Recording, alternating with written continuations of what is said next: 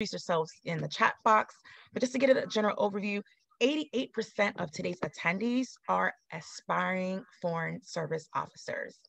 You're in the right place. Welcome to FSO 101, Debunking the Myths of the Foreign Service, introducing part 3 of today's series, specifically debunking the Foreign Service Officer Test. I'll turn it over to you, Diplomat-in-Residence. Well, thank you so much for having me. I'm happy to see so many friendly names popping up in the chat box. So that's the first thing. So I don't know what you think of about a diplomat, but here you go. This is what you get. I hope that we're going to have an opportunity this evening to have a very frank discussion about how the Foreign Service Officer Test, formerly called the Foreign Service Written Exam, is used by the State Department. What is this thing? Why is the State Department asking me these questions? How do you enter the State Department? Is there any way around this exam, et cetera, et cetera? So I'm pleased that there are so many of you who are aspiring to join the Foreign Service. I will tell you that it has been really just the most incredible job that I've ever had in my life. So in typical government style, I'm going to share my screen and dazzle you all with a PowerPoint presentation. Temper your excitement, ladies and gents who are joining us.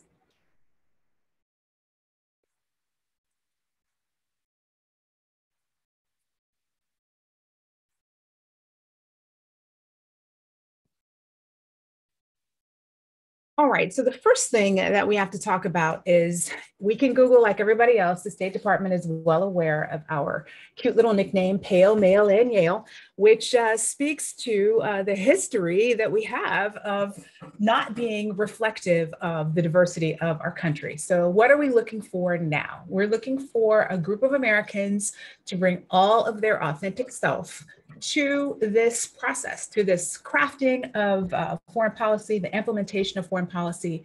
And we are already full of clones, right? So we're not looking for any more clones. We're looking for you, all of your authentic self to bring yourself to this discussion and bring yourself to this profession. So we talked about debunking some myths. The first, I'll use myself as an example. All academic disciplines are useful in the State Department. So my undergraduate and graduate degrees are in music history and literature. I was a music historian at the Library of Congress before I joined the Foreign Service.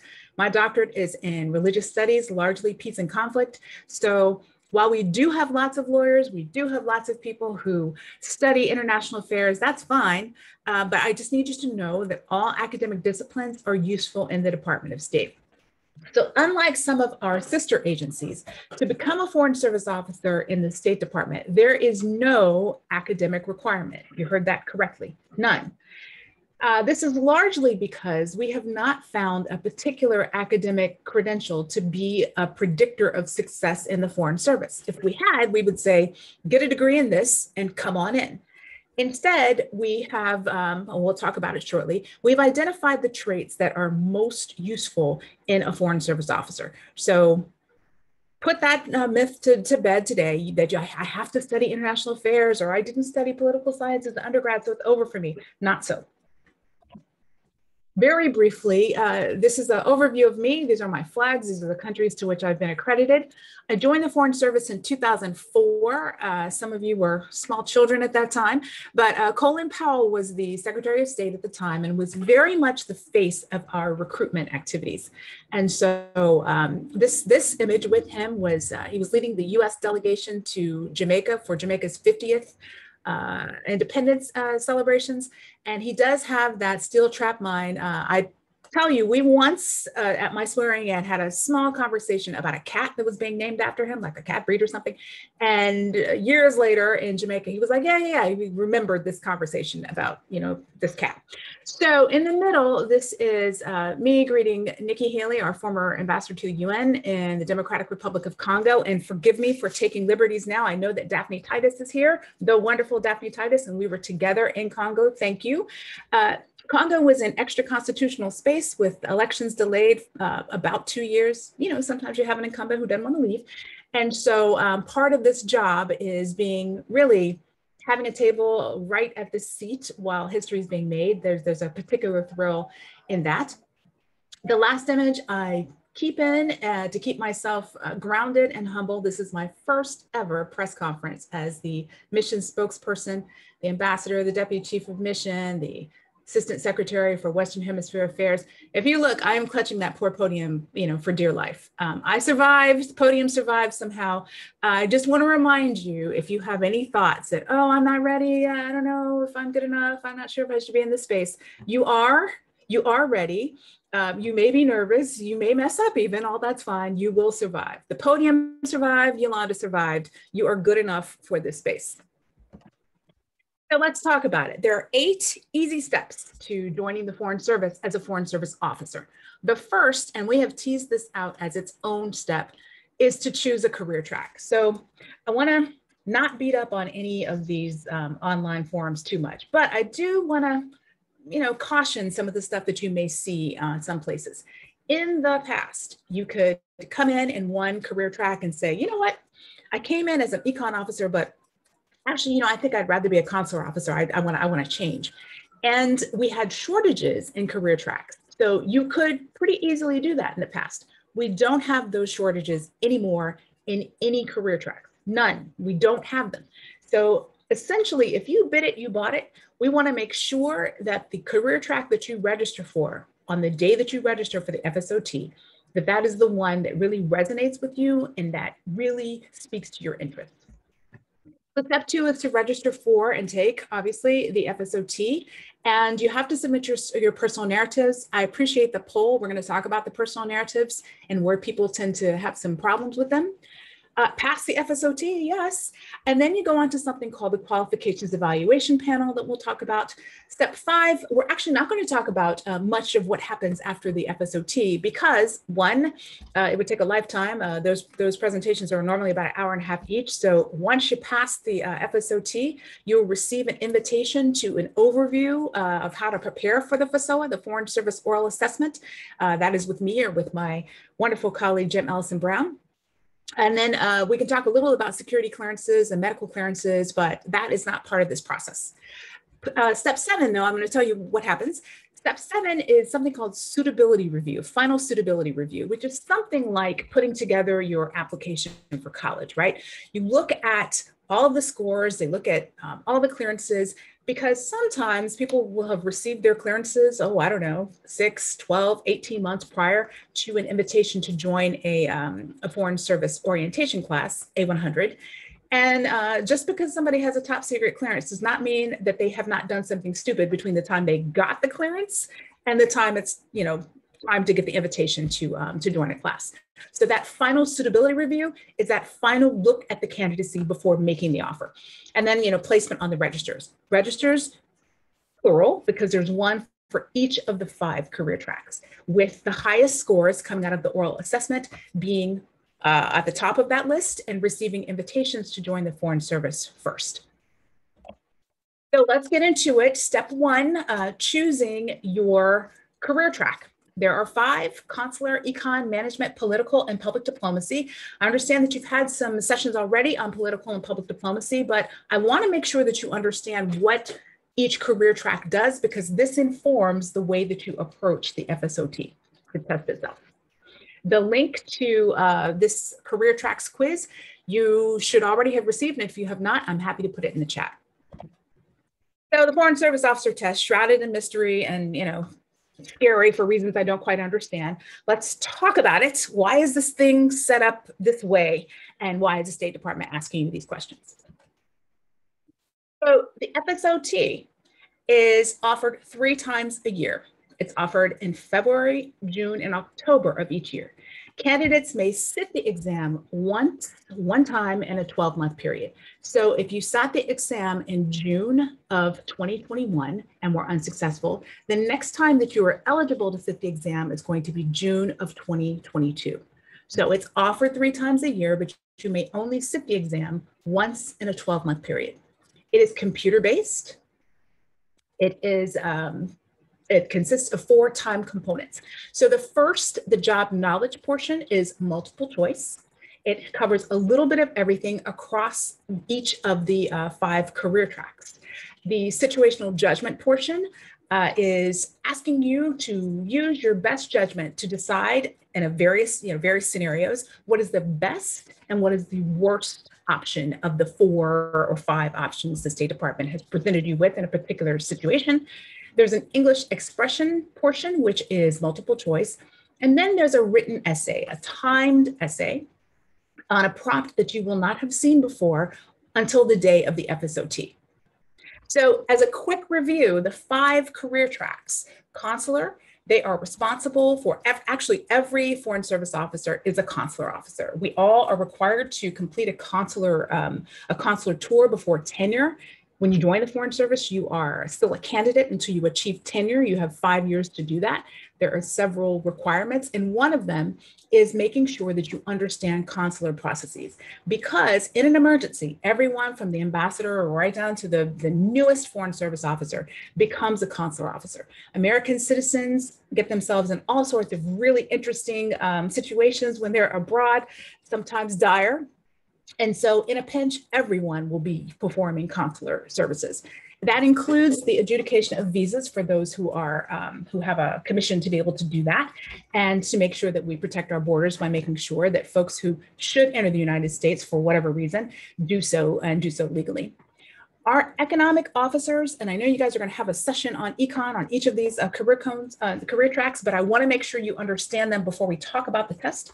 Our econ officers do all the things that you would normally expect with micro, macro, trade, looking at trade analysis, some commercial advocacy as well. But it's also where you find our ESTH officers: environment, science, technology, and health. So if you are interested in climate change from a policy perspective, then econ is where you find those officers. Globally, there was a big conversation about 5G. What does this mean exactly? Who was leading that? Who was looking at policy? Those are our econ officers.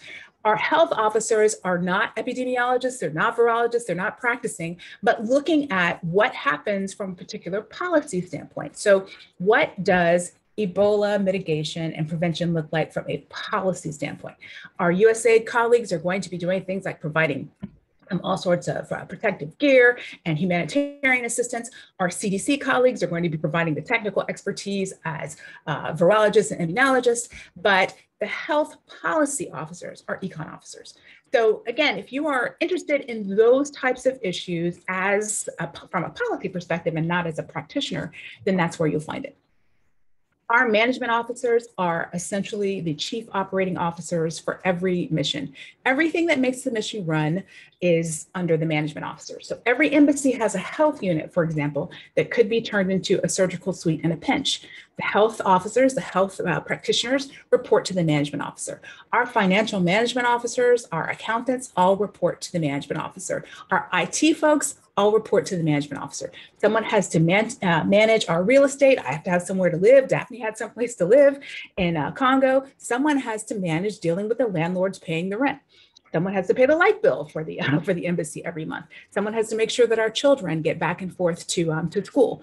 And for family member employment, those who are interested in having their perhaps a spouse or a child work on a local economy, it's our management officers who are responsible for negotiating the reciprocity when it comes to labor law.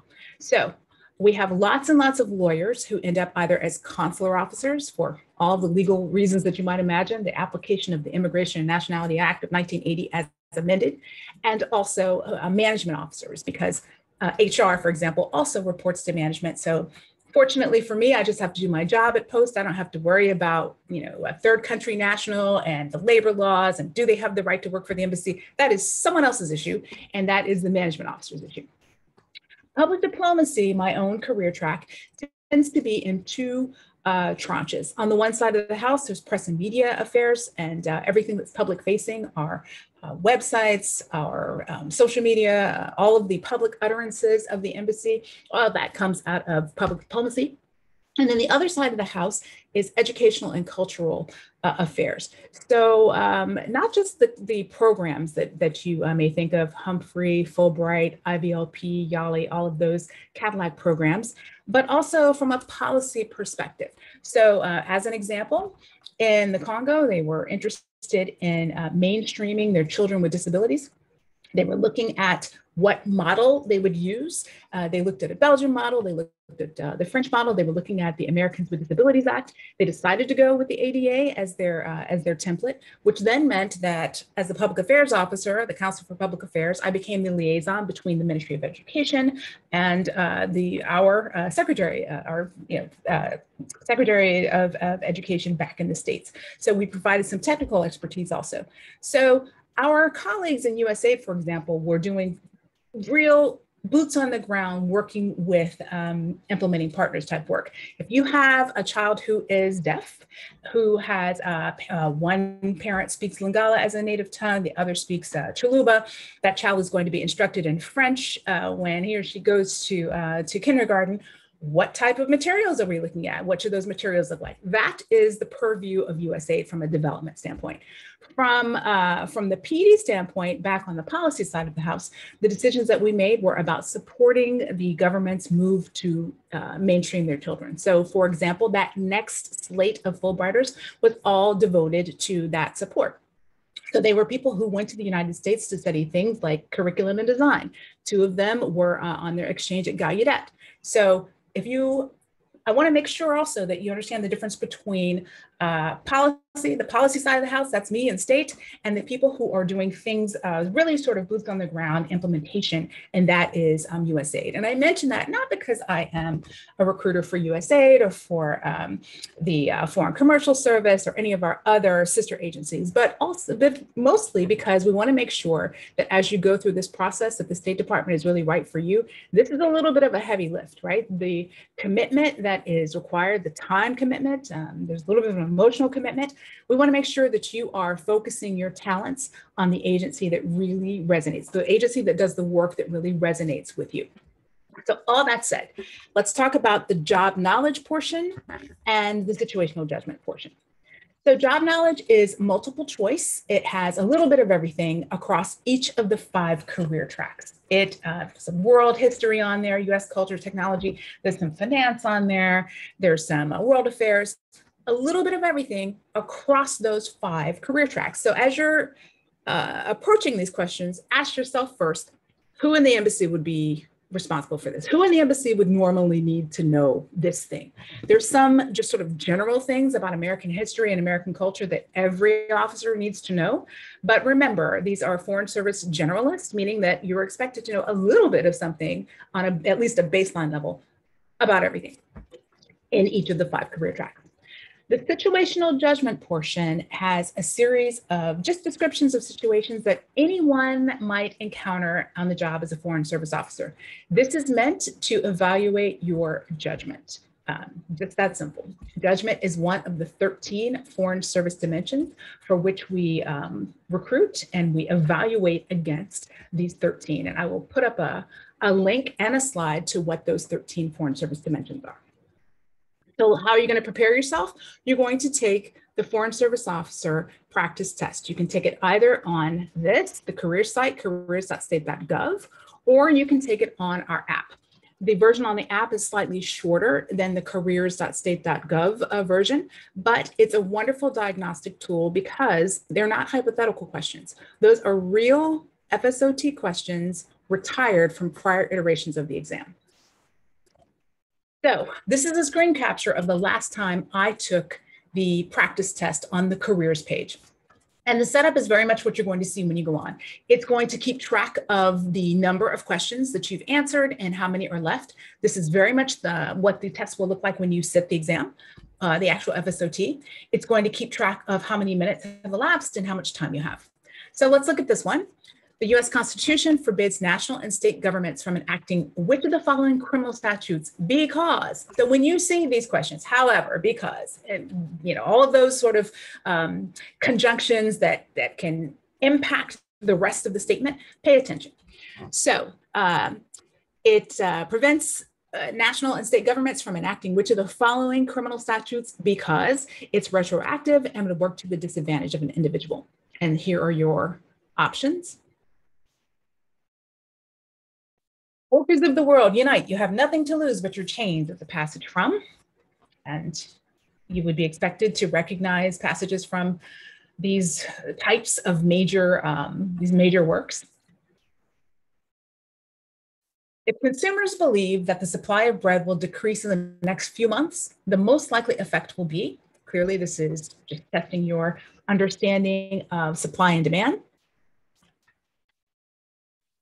In statistics, a graph that creates a bell curve is also called, and here you choose your distribution. In 1998, a peace agreement resolved a long-standing border dispute between Ecuador and which of the following countries? All right, first of all, it does not matter whether you have been following, South American and Latin American policy. And it doesn't matter if, what did the economists say about Ecuador in 1998? Your knowledge of geography is going to tell you that only one of these countries actually borders Ecuador. That's the first thing. And secondly, if you didn't know that, you can then start to, who would have a long-standing dispute, et cetera, et cetera. But a baseline understanding of geography. Okay, so this is on the careers.state.gov site. This is on the full site as opposed to the app. Again, it's going to tell you what question you're on, how many questions are remaining, how much time you have left. And this is very much the way that it presents when you take the FSOT.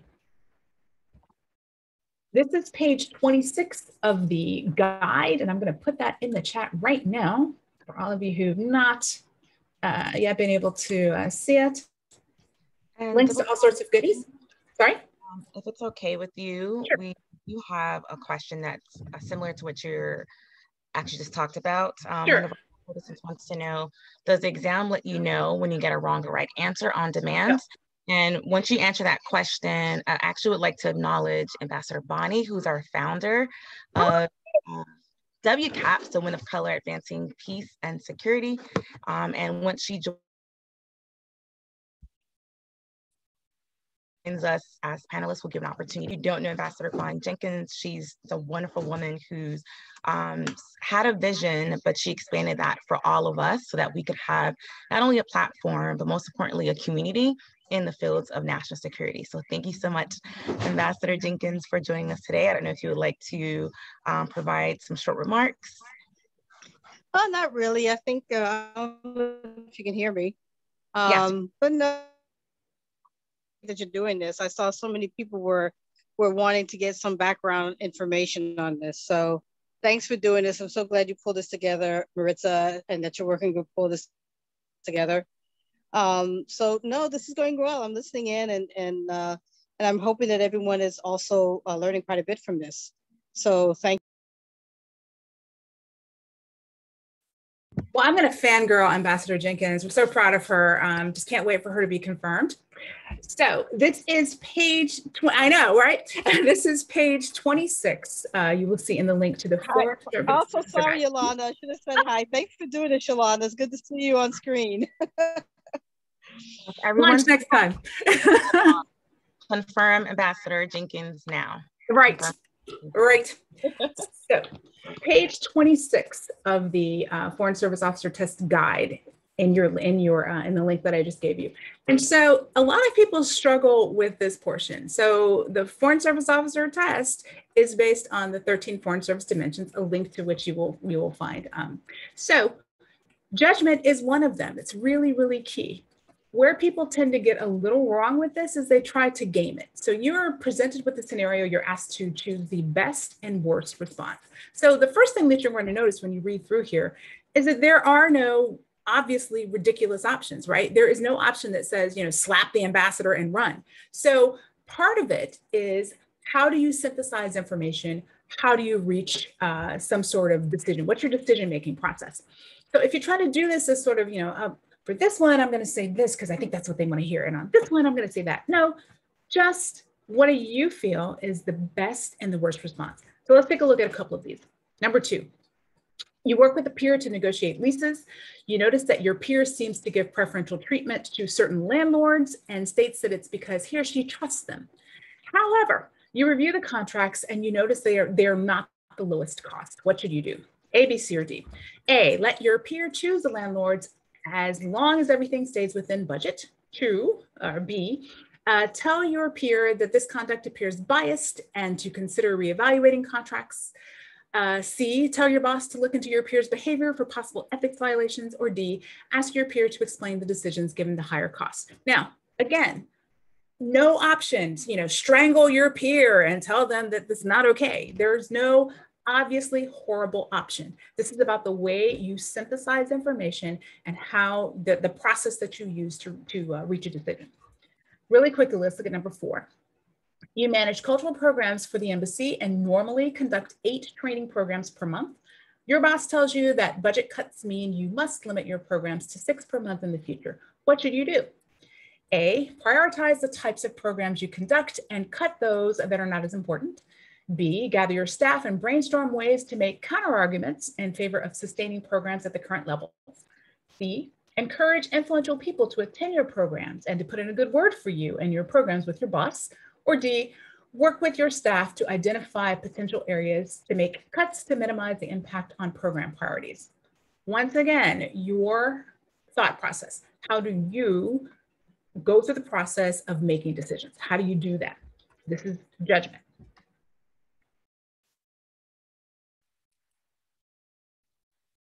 The English expression and the written essay portion I've put together because this is the other area where folks tend to struggle a little bit. First of all, English expression is multiple choice. That portion is multiple choice, which tends to throw people off a little bit. It covers sentence structure. There's some writing strategy on there, grammar, good time to dust off the strunk and white, and organization. It has some punctuation as well. So why is the State Department asking you these questions? So we are the 3rd smallest agency. We are not anywhere near as huge as some. We're only about 78,000 people, but 51,000 of them are Foreign Service nationals. They provide continuity at our embassies and our consulates. So cultural adaptability, which is one of the 13 Foreign Service dimensions, is also very important, right? So I'm a little used to the State Department if I'm great in London, but I really fall apart in Bangui, right? So cultural adaptability, but also understanding how you do your job anywhere in the world. Now, rarely are you going to encounter a Foreign Service national who's having North American English as a first language. In the former British colonies, for example, you're going to have some really interesting things to do where you remove all these extraneous U's from all of these letters because that's not how we spell things. And then also, if you've been in a former British colony or some place in the Commonwealth, the difference between a bonnet in the United States, which is something that a baby wears, versus the front of a car, these are nuances that can get lost. Now, why is the State Department asking you these questions? Right out of the gate in the State Department, you're going to be managing Foreign Service nationals, everyone. It's going to start right immediately. You're going to be reviewing their work. You're going to be reviewing their the things that they draft for you. And there are some nuances that can be lost. The difference between the United States expresses its concern and the United States expresses its, pick a word that's much stronger than concern. Those nuances sometimes are lost on people who don't have English, and especially North American English, as a first language. Why is the State Department asking me these questions? The written essay is where folks also tend to get a little sideways. So you're going to construct a timed essay. It's 30 minutes. You'll be given a few minutes to review a series of prompts, anywhere from 3 to 7 prompts. Pick one that resonates with you, gather your thoughts. Where people tend to go wrong is if it's compare and contrast, really, it's both compare and contrast. So they started on something beautiful, all this comparison work, and then no contrast, and then time is up. So pace yourself. Think about what the prompt is. Speak to something that you feel you're going to be able to get through in 30 minutes. The other way that people tend to go a little sideways is they see it as this opportunity to strike a mighty blow against the State Department and show us how, we've been wrong in our policy. And they want to turn it into a policy paper that's ready for the Secretary's signature. This is not necessary at this point, okay? In your process, a good, solid, straightforward vanilla essay will do. Does not have to be a policy paper. The other thing that people tend to do is if it's going to be pro or con, they want to show the State Department how brilliant they are.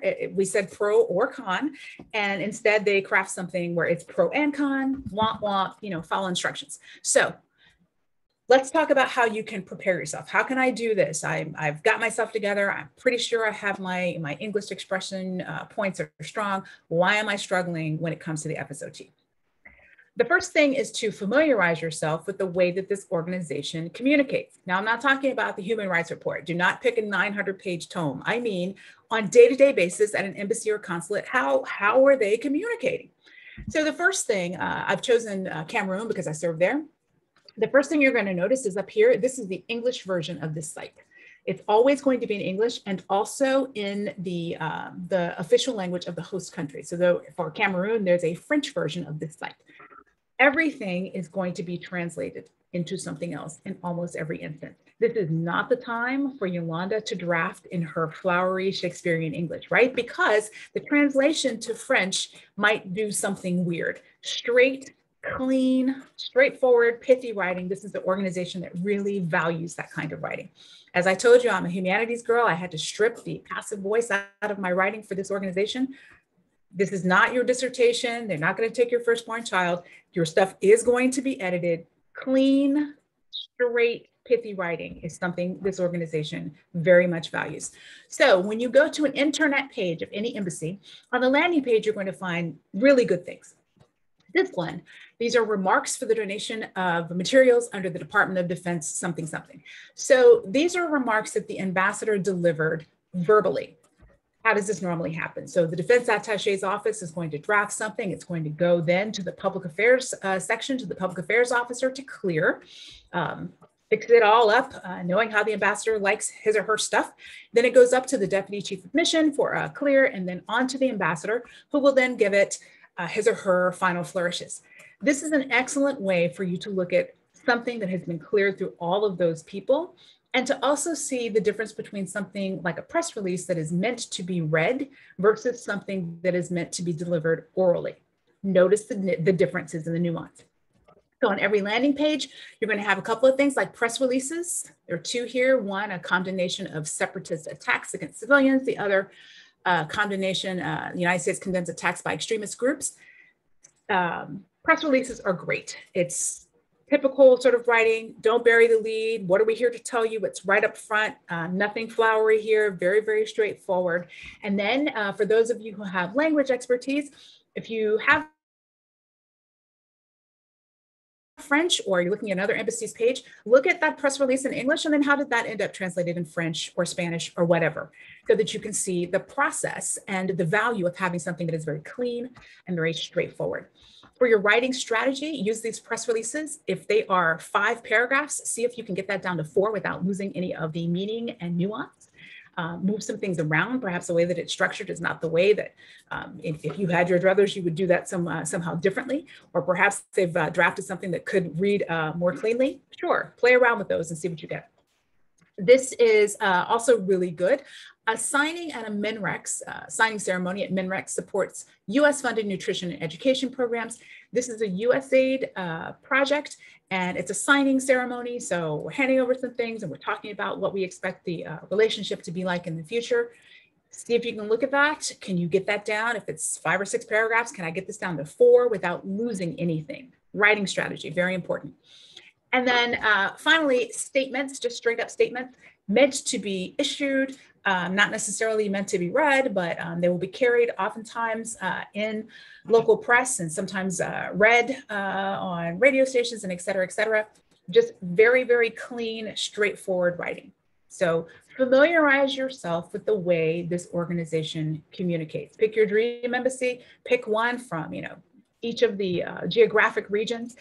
If you have some language, take a look at the final version of the English versus the final version of the Spanish, French, whatever, however it's been translated, and see how that translation works.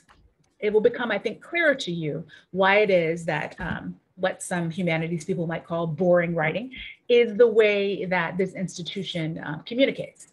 From a public diplomacy standpoint, I'll tell you, if I'm going to the podium or if I'm issuing a press release, I want it to be as clean. I want short declarative statements because I don't know what the reporters and the editorial room is going to do with that statement. I want it to be almost, impossible to mess up. It was clean, it was short. There was really nothing that was left to interpretation. And so that may not be the most riveting sort of writing that you're used to, but that is something that this organization values. So let's talk about it. Some of you have taken the FSOT in the past and things have changed since perhaps the last time you took it. So since October 2019, the timed essay is no longer included in the FSOT score. I'll say it again. The timed essay that you're going to take on the day of the FSOT is not included in your FSOT score. The FSOT is officially the three portions: the job knowledge portion, the situational judgment portion, and the English expression. You are going to write the essay on the day of the FSOT, but it is not included in your score. In the past, if you felt that you wrote something that Kissinger would be proud of and that somebody messed up when they scored your essay, you could pay, I think it was $80. I need you to rescore my essay. A rescore is no longer permitted. So the result is that the FSOT scores will be available to you within days, sometimes within hours. I've had people call me like, oh my gosh, I took it this morning and I have my scores back, rather than weeks as it was when I sat the exam years ago. So the personal narratives. Beginning in February of 2020, candidates are required, were then required and are still required to submit 6 personal narratives at the time that they register for the FSOT. The personal narratives and the timed essay will be scored by the Qualifications Evaluation Panel, the QEP, at the next stage of the process. So if you pass the FSOT, that is to say the job knowledge portion, the English expression portion, the situational judgment portion, those 3 portions, if you pass those 3 portions, you've passed the FSOT. Now, your writing, all of your writing products are going to be reviewed by the Qualifications Evaluation Panel. This means your untimed writing, because the personal narratives, you take as much time as you want to write those because you have to submit them when you register for the FSOT. And your timed writing, the essay that you will write on the day of the FSOT, all of your written products are going to be reviewed after you pass the FSOT, if and when you pass. So the 6 personal narratives are no longer than 13 characters each, which for most people is somewhere around 220, 250 words, depending.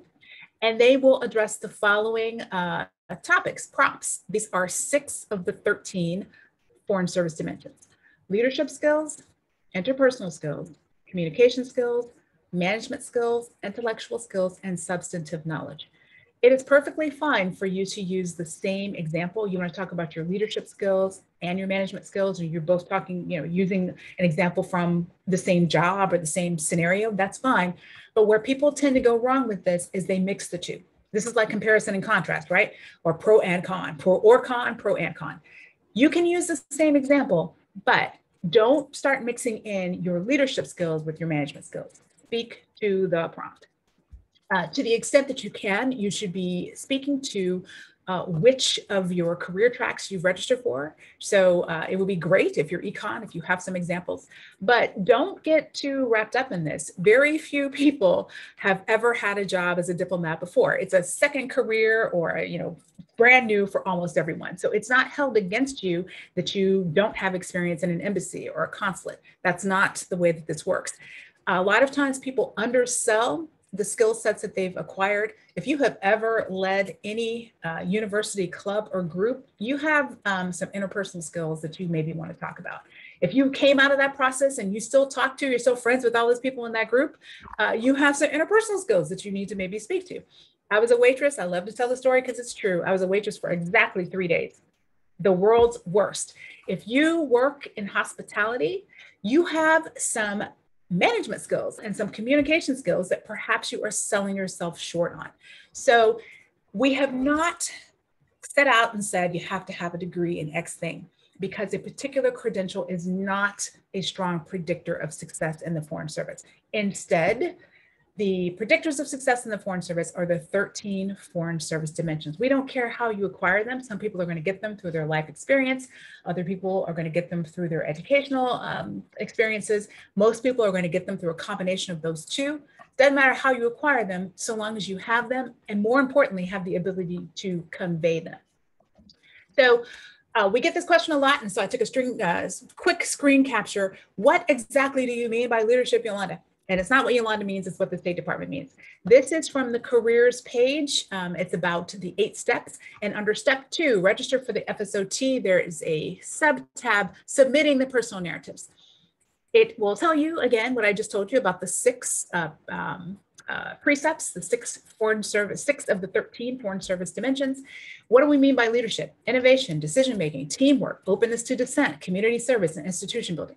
So you don't have to divine what it is the State Department means. We are telling you. Interpersonal skills, what does that mean to you?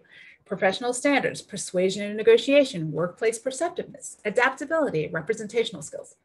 So these are the things that you have. You have plenty of time between now and when registration opens to start thinking about how you want to craft these. Again, 220, 250 words, they go by very, very quickly. I want to give you an example of, rarely does a candidate make so many mistakes in one fell swoop. And I've asked permission to share this story. So I had a candidate who was unsuccessful in the process and decided that he was going to move on to something else. But his personal narrative started with, I'm a humanities girl, it's something I can appreciate, some text painting. He started, I was walking down the street, I was an exchange student in Brazil. I was walking down the street against the blue sky. There were white puffy clouds, okay, cool. But again, 1,300 characters. He goes on to talk about black smoke mixing with the white puffy clouds, and he heard the screams of a young child. A building is on fire, and he's running into the building to save this child. But it ends that way. With him running into the building. And so, the qualifications evaluation panel is like, it's a cliffhanger. What happened? Did you get this child safely out of the building? Or did, first responders now have 2 people to save because you have no idea what you're doing? So the QEP cannot divine what you meant. They're not going to be able to, I think what they mean. No. So even if it feels as if you are stating the painfully obvious, you really do have to write them in this way. What is it that I want them to take away from my management skills or my intellectual skills? So who are these people? The qualifications evaluation panel, also shrouded in mystery. So the first thing you should know is that the State Department has a baseline premise, and we believe that a candidate's ability to perform is very, very strongly predicated on past experience and past performance. So the best predictor of success in the Foreign Service is past performance. So when it comes time for us for promotion, we're not promoted on our potential. We're promoted because we have performed at a sustained level at the next higher level that we can point to. So this is important. Not every organization approaches it this way, but past performance is a strong predictor of future performance. So says the State Department when it looks to evaluation and evaluation across the board, frankly, for candidates who are coming in and also once you're in. So the QEP, they are foreign service officers, mid-level to senior level, current and a few retired. So think about this very carefully. For whom are you writing? All of your written products, your 6 personal narratives, your untimed writing, and the timed essay that you write on the day of the FSOT, they are all reviewed by foreign service officers. Know your audience. That's the first thing. The QEP is going to examine the personal narratives, the FSOT. What's the FSOT? Those 3 portions: job knowledge, situational judgment, English expression. They're going to examine those scores. They're going to look at the work history and personal experiences. Where did they find my work history and personal experiences? When you register for the FSOT, everything that you put in your profile under Pearson for Pearson View is going to be available to the QEP should you pass the FSOT. So that's where they're going to see that information. The QEP determines which candidates will receive invitations to the Foreign Service Oral Assessment, the FSOA. The only purpose of the FSOT, its only purpose, is to secure an invitation to the FSOA, the Foreign Service Oral Assessment. If you secure an invitation to the FSOA, FSOT is tossed out. It is not part of your experience anymore. It is not mixed with your oral score. They don't use it to determine anything else.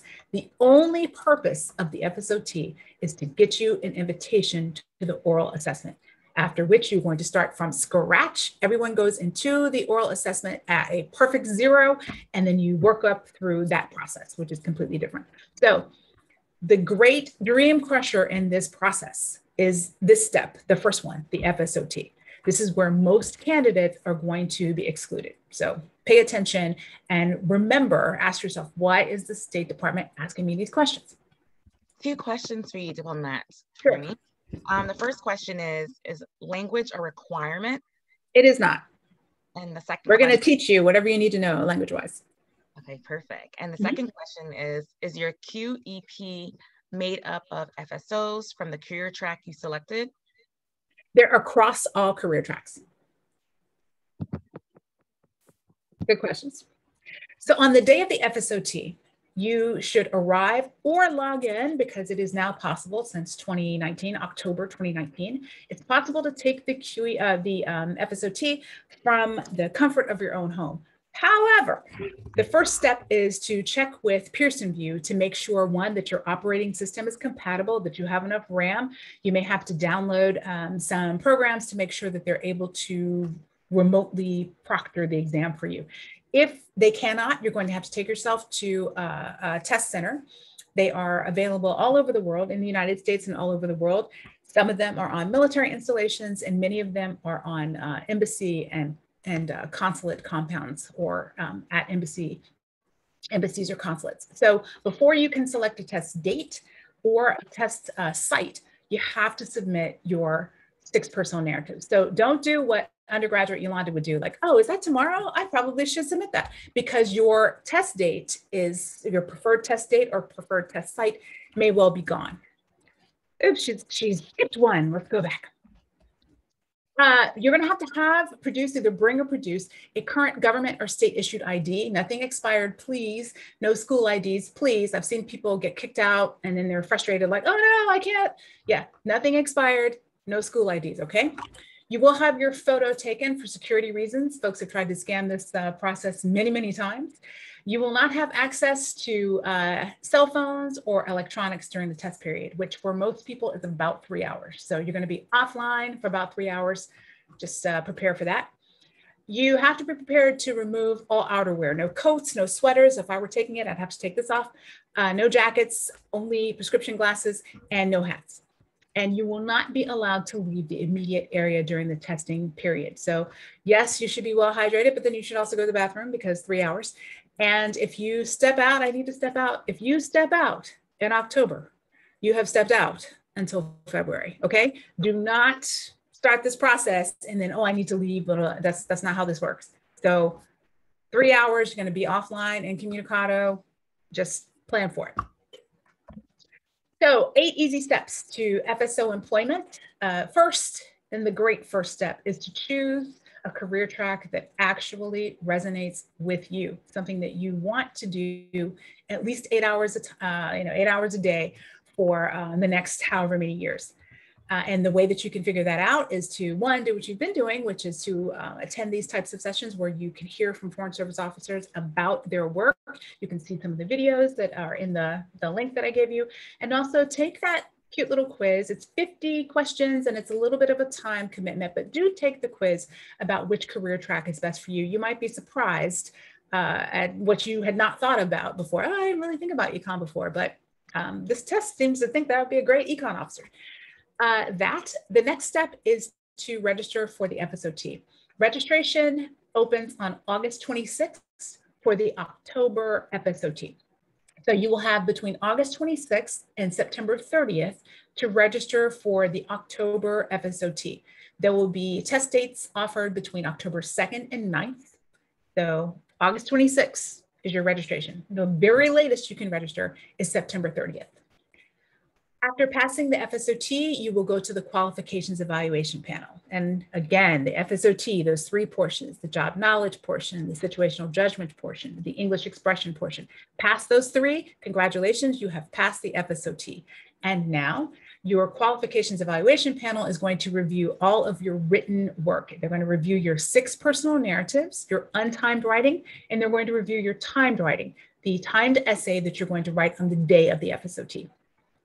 Qualifications Evaluation Panel will issue invitations to the Foreign Service Oral Assessment, the FSOA, after which you have to be able to get a top secret security clearance and a worldwide available medical clearance. There's something, that final step, final suitability review, and then an entry onto the registry.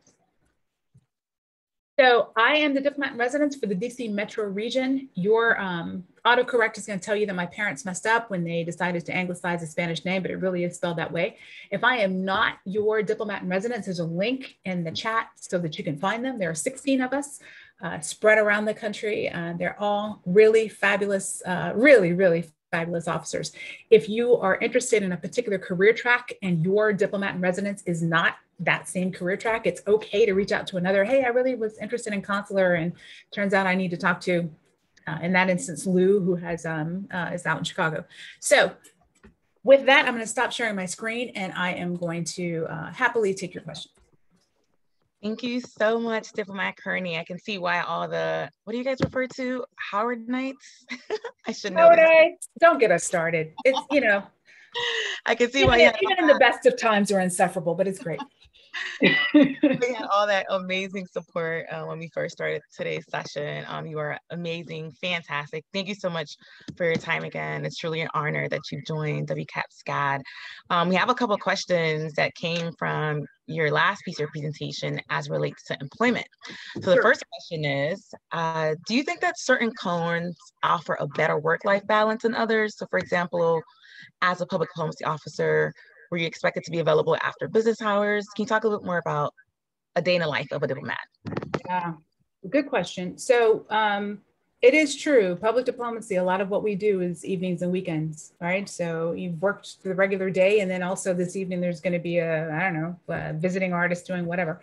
So there is a lot of evening and weekend work for public diplomacy, for political rather, for econ sometimes, depending on what it is that they're working on, but PD is very heavily that. I will tell you that consular officers tend to go home on time every night. That is true. And I've been a consular chief, so I remember that that feeling of like, well, the lights are off. And so with the exception of emergencies, of course, but there's a very clear sort of cycle to the work that consular officers do. So at the end of the day, that tends to be the end of their day.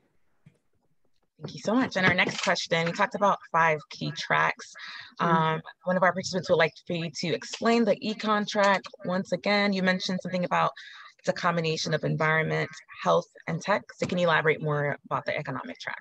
Sure. So when I joined donkey years ago, you had a primary career track, mine is public diplomacy, and we had secondary career tracks because we had shortages. We don't have those anymore. So there's no longer a secondary career track, but my secondary was econ, and I've served as an econ officer. So the first is just all the major stuff you would expect: trade, looking at you know, commercial advocacy. How are American businesses being treated in country? Are they, you know, is there something inherently unfair about the way that they're being treated? How difficult is it to start a business? All of that. But nesting under that, because there's a nexus between environment, science, technology, and health, and econ. You can't have a strong economy if you don't have a healthy population, right? You can't have a strong economy if you struggle with technology and infrastructure. You can't have a strong economy if you are still struggling with, you know, basic science issues. So they nest under econ, environment, science, technology, and health, because there's a nexus to econ. So if you're interested from a policy standpoint, this is not, I'm going to go out and save the animals, right? I'm coming, gray parrots or whatever. No, this is actual policy. What does it look like when we're talking about government, you know, government to government, about animal trafficking? Why do we care about animal trafficking? Well, we care about it because it is, we've proven that it funds illicit activity. So from a policy perspective, that's where you'll find our environment, science, technology, and health officers. Okay, and our next question is, since we're able to now take the FSOT online via Pearson VUE, are we able to take the online exam from another country, or do we have to be based in the United States? Anywhere, anywhere. So Pearson VUE is going to, you'll have a tech check to make sure that your RAM is fine. They're going to, I think you have to give them permission to do pretty much anything on your hard drive to make sure that, you know, no shenanigans are going on, but you can take it anywhere. Our next question, would you recommend students interested in being an FSO gain work experience first in order to understand which areas they might be interested in? The work experience, I can't imagine, is ever a bad thing. You have to be between 21 and 59 and a half to join the Foreign Service. So we have people who are all over that range. It's a second career for a lot of people, like it was for me. I worked at the Library of Congress for 4 years before I joined the Foreign Service. Some people come after retirement from our first job. So experience is never a bad thing. And especially because this is more than a job, it's a job and a lifestyle. So the whole family has to be on board for this thing, right? That's the other part of this discussion. The kids are in it, your spouse is in it, your extended family. My mother has been my member of household at a couple of posts. And so if you have elder care issues, that everyone, it's sort of a family thing. So having the experience and understanding the headspace for everyone who's going to be impacted by this job is really important. Is it uncommon for someone to join the FSO right after college? Not at all. We have lots of people who join right out of undergrad. I'm currently planning my studies for the October FSOT. What do you recommend as a good example?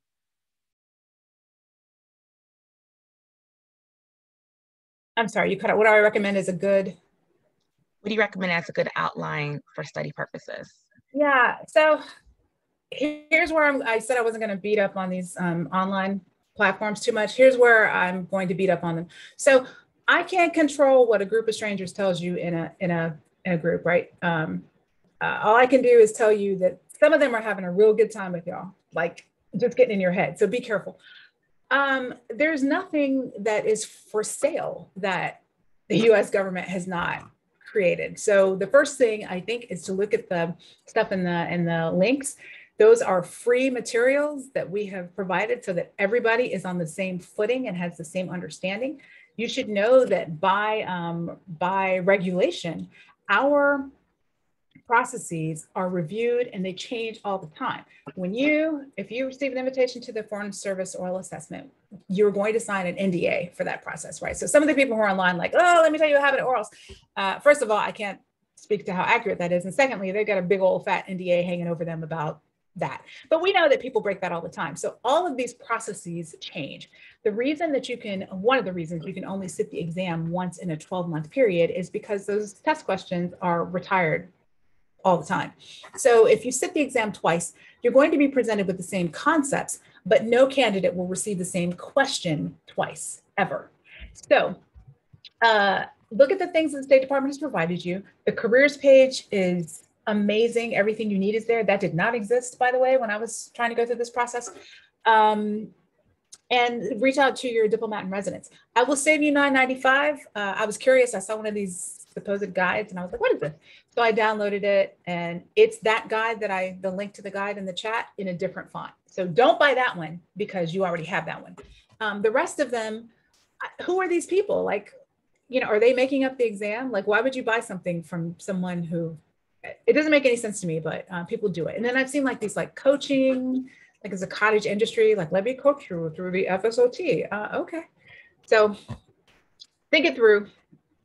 Your government has provided you with the information that you need to help you prepare. And I don't know that you can study for it necessarily, but you certainly can prepare, one, by understanding how it's structured and why is the State Department asking me these questions.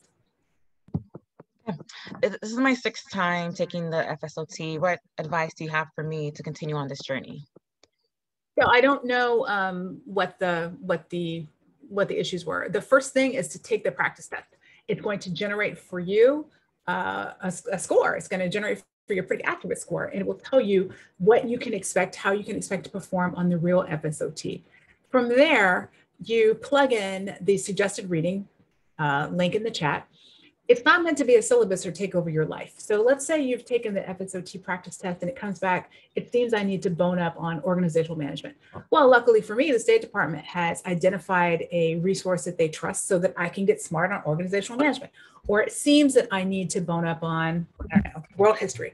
The State Department has a resource so that I can give an overview on world history. So, and it also depends on when you took the FSOT. So if you took it before 2019, when the written essay was part of the FSOT score, it may well be that you have passed what is now the modern FSOT, but you didn't make it through what would now be the modern QEP. So it's hard to know whether or not we're talking your written products or whether we're talking the job knowledge and the general test. So if it was that long ago, and it would have to be, if to have 6 times now, it has to be at least before the 2019 changes, I will hazard a guess that it may well be on the written portion. So again, the 6 personal narratives, the short, pithy writing, this is where you pull out all of your top shelf adverbs and move this thing quite along and get familiar with the way that the organization communicates. That's the main thing. Can you talk a little more about the registry? What exactly is a registry? Right, so we won't get too deep into the process after the oral assessment, but coming out of the oral assessment, candidates will have a score between a minimum passing score is 5.25 up to 7 being an outstanding performance on the day of the Foreign Service oral assessment. Those with the highest scores coming out of the oral assessment will be offered invitations to join A100. That's an orientation class, our diplomatic boot camp, if you will. And so there's a registry for each of the 5 career tracks. So when I sat the exam, I was number 42, I remember it very well, number 42 out of 272 cleared public diplomacy career track officers. Historically, we hire somewhere between 300 and 400 officers a year with a pretty even distribution across each of the career tracks. So you do the quick math and you're like, they might hire somewhere around 65 or 70 public diplomacy officers this year. I'm number 42, but I was on the registry, but there were 180 something people who were still waiting for their clearances. So clearances can take anywhere between 6 months to a year or so, maybe even longer. And the great variable is you don't know what the scores are, those people who are getting cleared. Maybe there are a whole bunch of people who have higher scores than I do. So I went back, I sat the written exam. I was already on the registry. I sat the written exam again. I passed, I went to orals, I passed, I did not augment my score coming out of orals a second time, by the way, the same score twice. So I was on the registry for public diplomacy 2 times, which you can do. You can have concurrent candidacies if you wish. You can have a candidacy in Paul and one in econ if you wish. That's all fine. The only caveat is that you cannot take the FSOT more often than 12 months. So I took the FSOT in June of this year and was successful in econ. And June of next year, you're probably still waiting for your clearances or just got your clearances and you want to give it a shot and, I don't know, consular, you can absolutely do that. You just can't sit the exam any more frequently than once in a 12-month period. So if you are successful, what is the ballpark time frame from FSOT to entrance on a registry? Hard to say. As with so many things in the State Department, it depends. So the first great variable is going to be how long do your clearances take?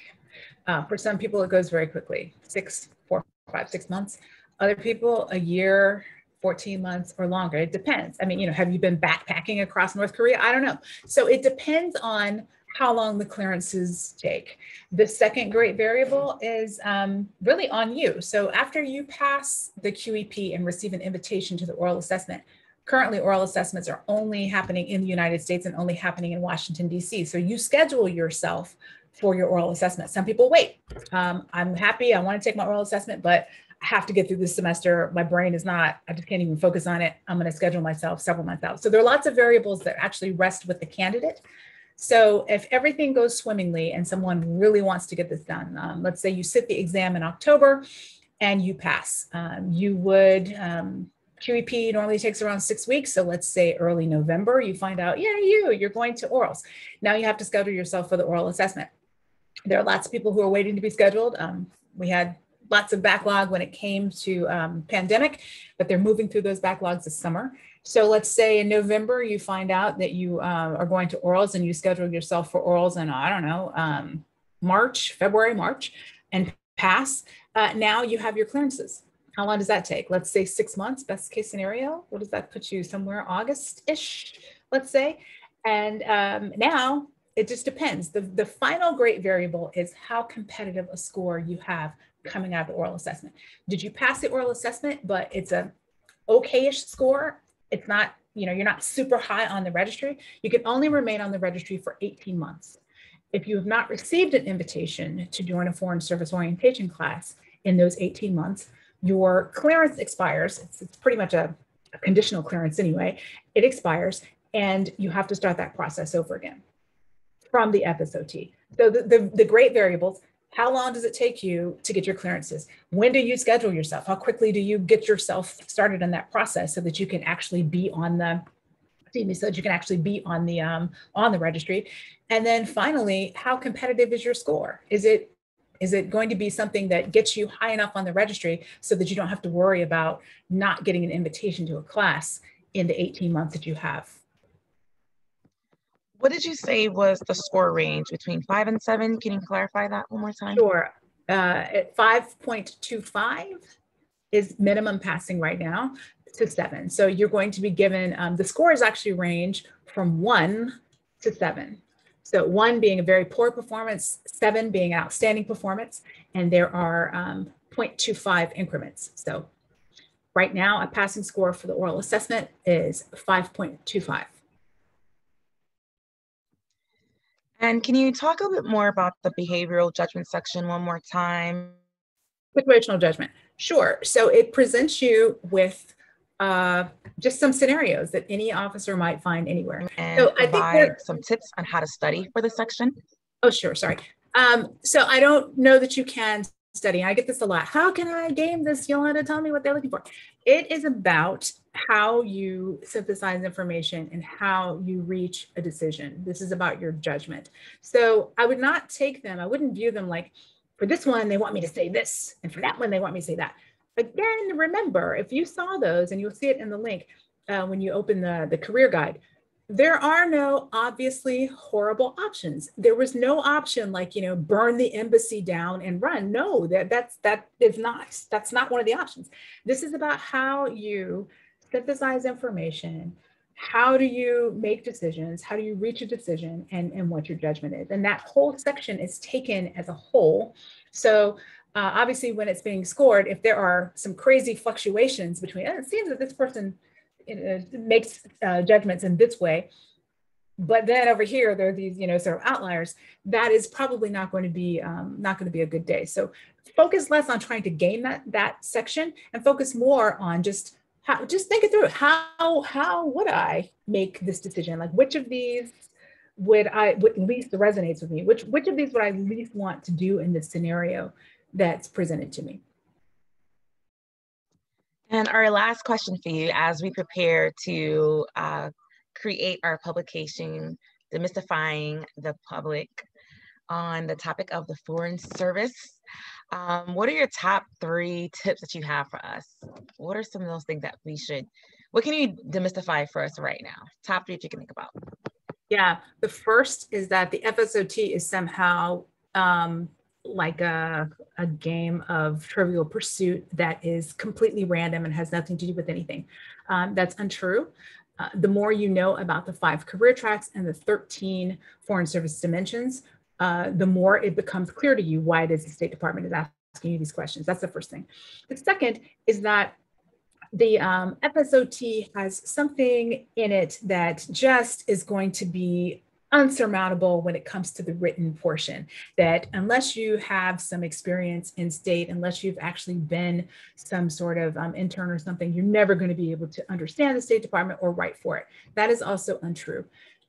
Take a look at how this organization communicates and familiarize yourself and adapt. Adaptability is, cultural adaptability is one of the 13 Foreign Service dimensions.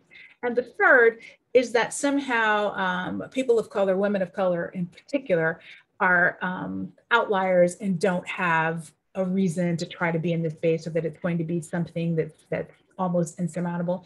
It's not true. We're here, we are here.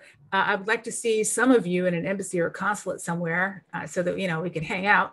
That would be great. So those 3 things, that it is random and unknowable, that is not true. That it is impossible to be able to write for this institution unless you've been close to it in some way, also untrue. And the third is that, somehow there's some incredible barrier that comes specifically for people of color. I want to be real clear with you. My section, my region is responsible for 60% of all candidates for the Foreign Service, 60%. And about 40% of people who are successful for Foreign Service employment come from this region. That's Washington, West Virginia, Maryland, and Delaware. So, and Northern Virginia. So I talk to a lot of folks, and I dry a lot of virtual tears. Oh, Yolanda, I've done everything right. My degree's from blah, blah, blah. Right. So it's not about the degree. It's about your ability to convey the 13 foreign service dimensions. And we don't care how you acquire them. Did you get them because you were backpacking through North Korea? I hope not, I don't know. But if that's how you acquired them, fine. If you got them through your academic study, also fine. We don't care how you acquire them, just so long as you have them. And more importantly, you can convey them. With every step of this process, there's no way to award points or to divine what you meant, or I'm pretty sure she was going to say. None of that's going to work. You really do have to be very, very clear and upfront about what it is that you are saying or writing. Thank you so much, Diplomat, for your time today.